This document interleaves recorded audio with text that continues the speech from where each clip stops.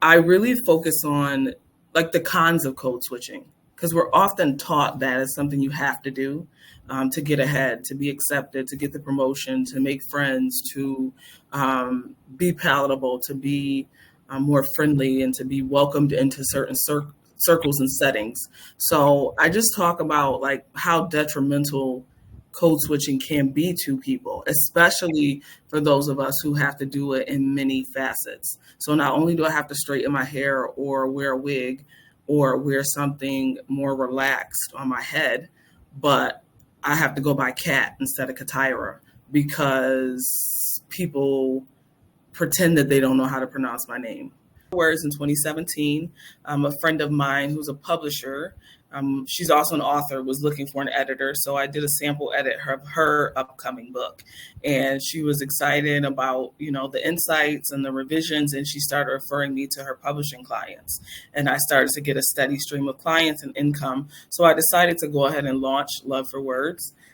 And I primarily serve Black writers and Black authors because what I've encountered with some of the clients is that they've worked with editors, specifically white editors or editors who are not Black, who have, provided services on their manuscripts, but they have either whitewashed it or rewritten it or judged them because they're using African American vernacular English or Ebonics or et cetera, talking about things that are important to our culture, but that editor is outside of it or doesn't value the culture, doesn't understand, doesn't respect it, et cetera. So I want to be a part of closing that gap and making sure that when a Black author writes their book, what's being published is authentic to the author, and that they don't feel like they have to change their voice or change their language to, appease those who aren't a part of their target market. So that is what really drove me into editing. And also, just wanting to make sure that literacy remains important in the Black community.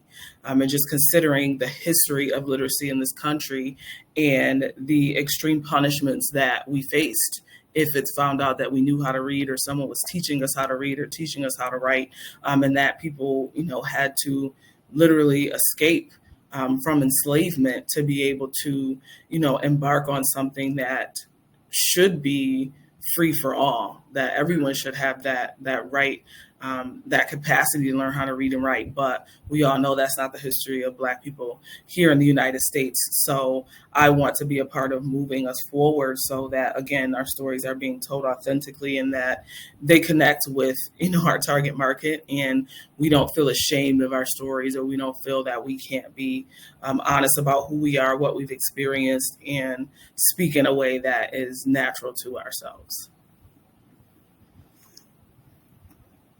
Well, that was so loaded there. I can I can hardly digest it all. Mm-hmm. Yeah, a couple things you said were really significant. One of those things is recalling the punishment we have faced for pursuing literacy. I mean, I think we just need to sit for that, with that for a moment, to think about, obviously, how we got here being America, and what that experience was like, right?